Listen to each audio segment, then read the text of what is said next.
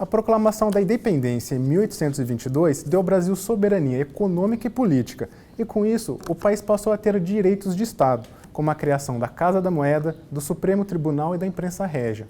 O trajeto da independência, que saiu do Rio de Janeiro e terminou às margens do Rio Ipiranga, em São Paulo, passou pelo Vale do Paraíba, e é esse o tema da nossa entrevista de hoje.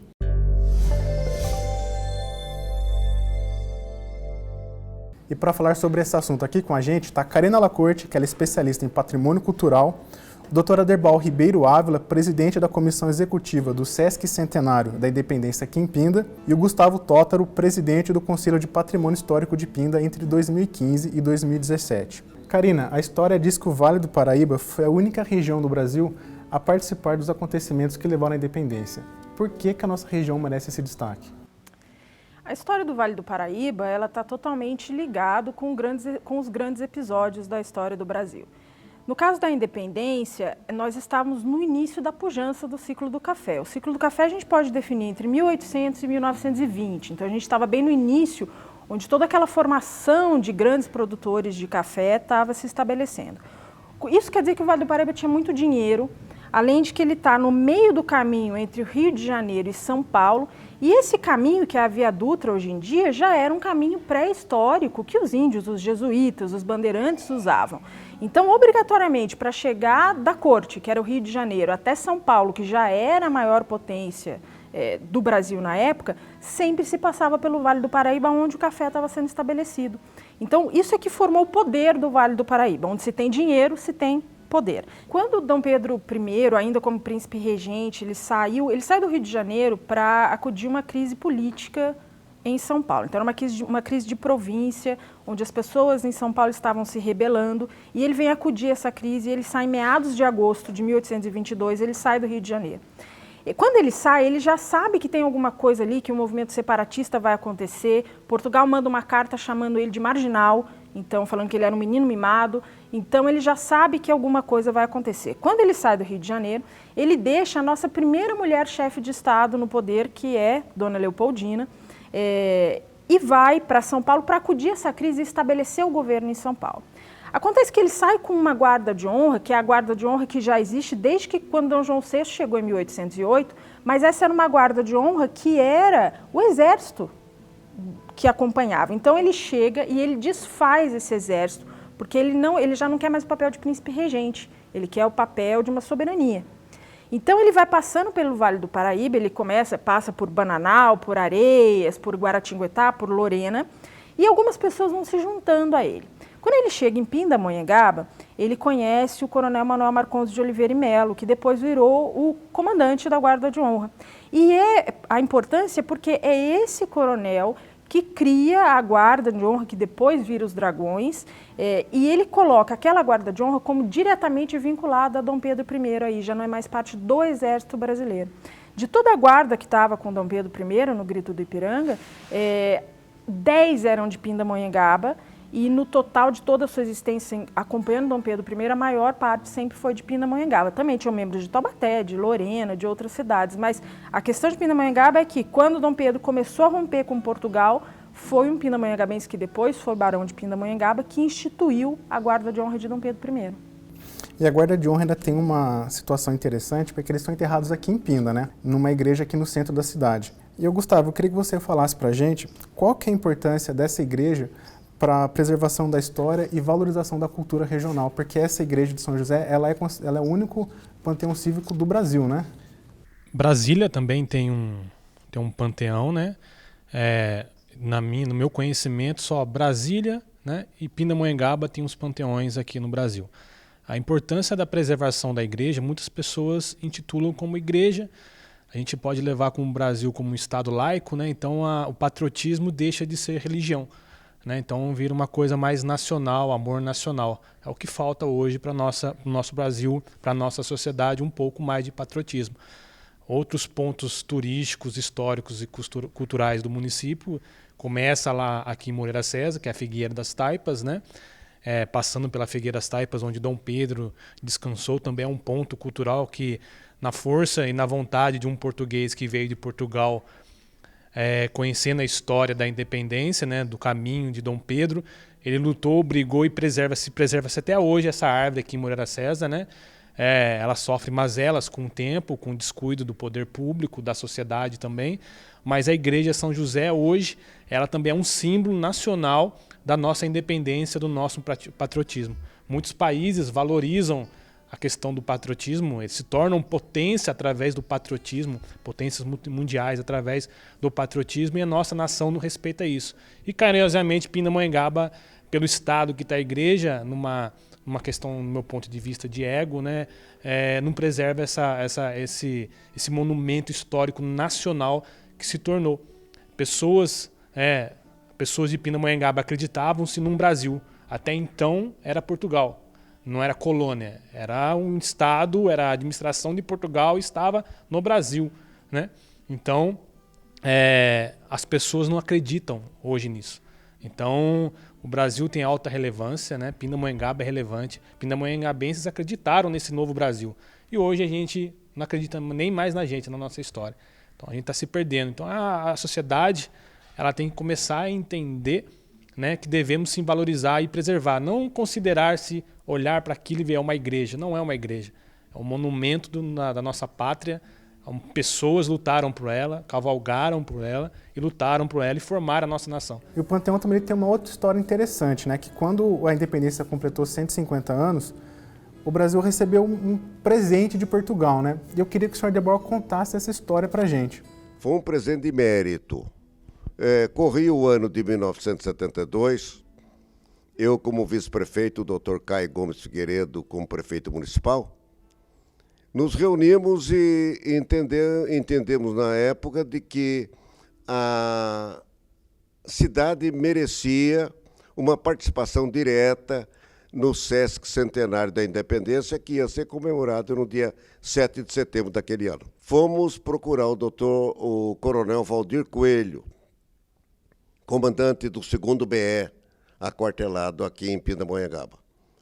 E colocando a ele essa nossa reivindicação, 30 dias após, ele me convidou para comparecer ao batalhão, e lá indo, ele se curvou e disse o seguinte: na realidade, Pindamonhangaba merece essa reivindicação. Os restos mortais virão para São Paulo, mas antes passará por Pindamonhangaba. No dia 4 de setembro, os restos mortais foram trazidos a Pindamonhangaba pela Estrada de Ferro Central do Brasil. A urna ficou exposta na igreja de São José durante 2 noites. E no dia 6 foi para São Paulo, onde hoje se encontra depositada essa urna ao lado de Dona Leopoldina, sua esposa. O que nós lamentamos apenas, poucos estudantes de Pindamonhangaba conhecem essa história. Acredito até que os mais idosos também não conheçam.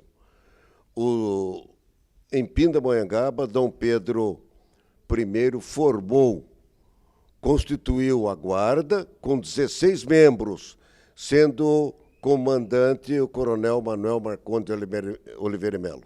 E aí a história é longa, Renato, não dá para contar em pouco tempo.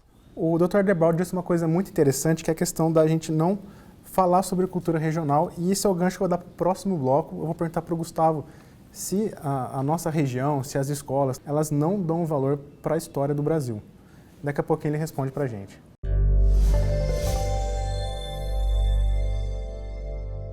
Estamos de volta aqui para falar sobre o papel do Vale do Paraíba na independência do Brasil, e agora recebendo também o Wagner Muzak, que ele é um compositor regional, e ele faz algumas músicas homenageando a nossa região, né? Mas antes de falar com ele, eu vou pedir para o Gustavo responder a pergunta que eu deixei no bloco anterior.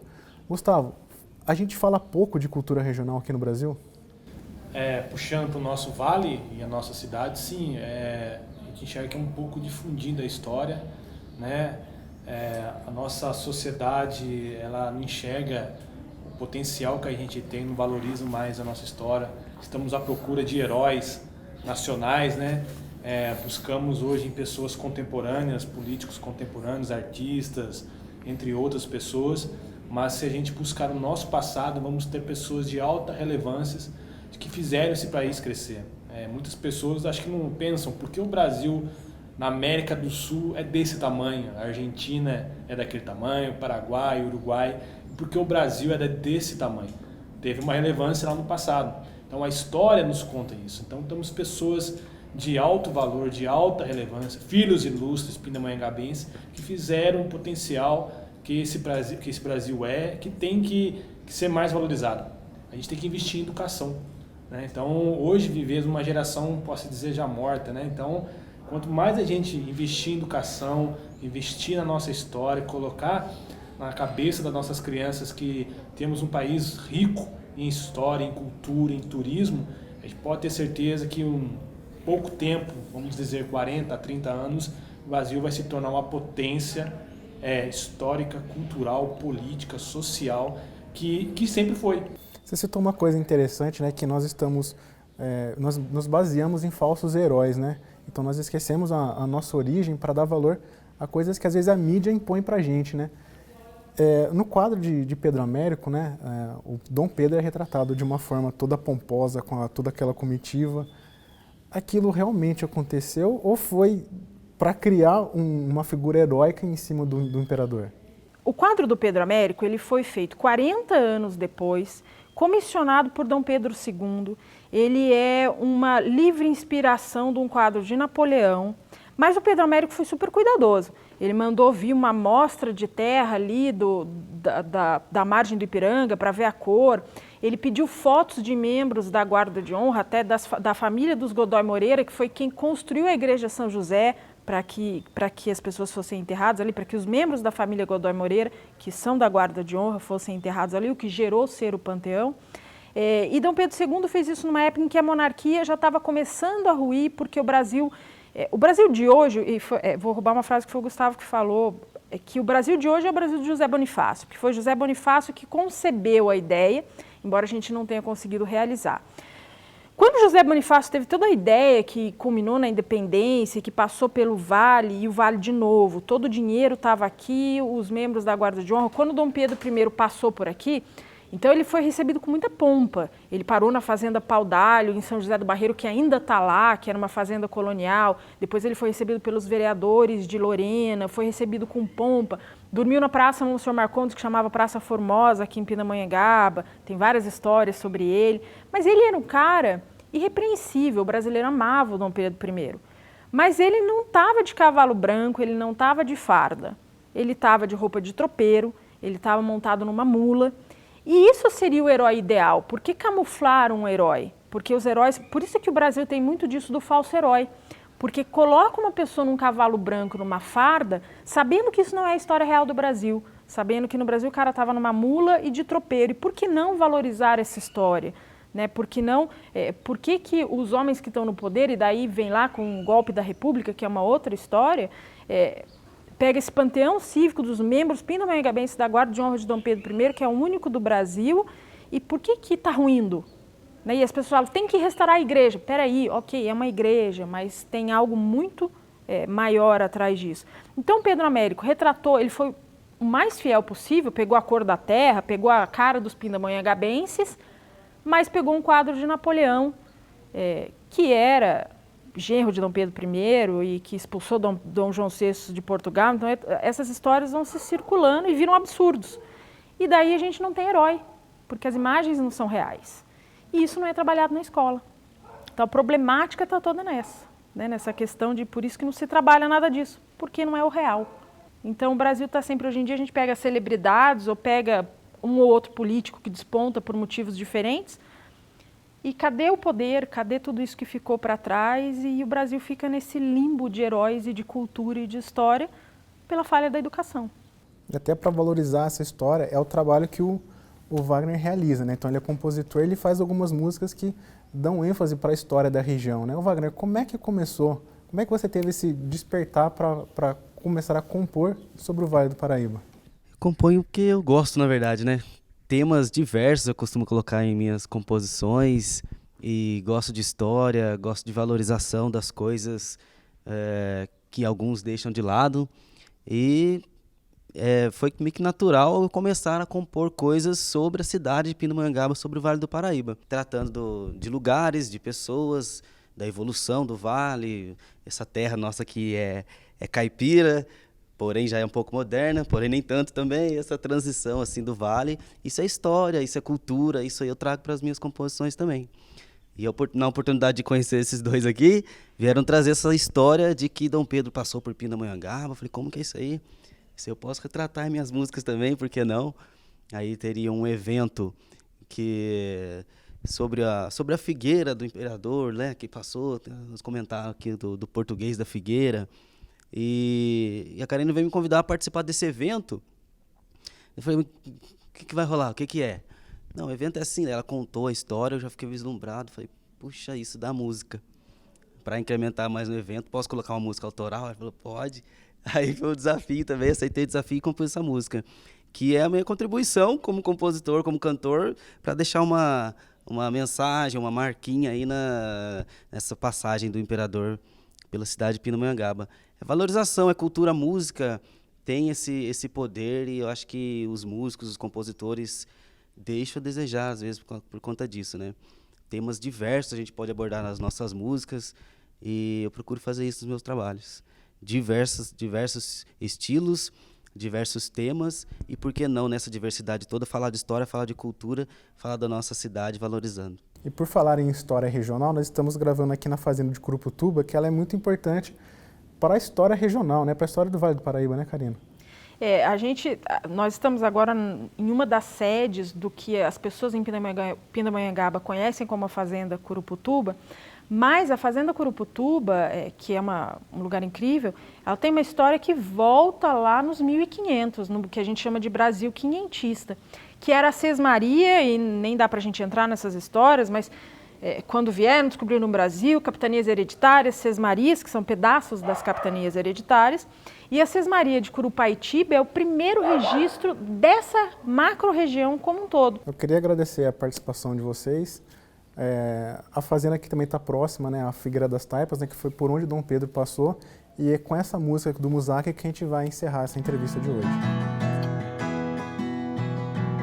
Há um tempo distante, alguém importante da história do Brasil passou por esse caminho, repousou nesse ninho, nos contou quem viu.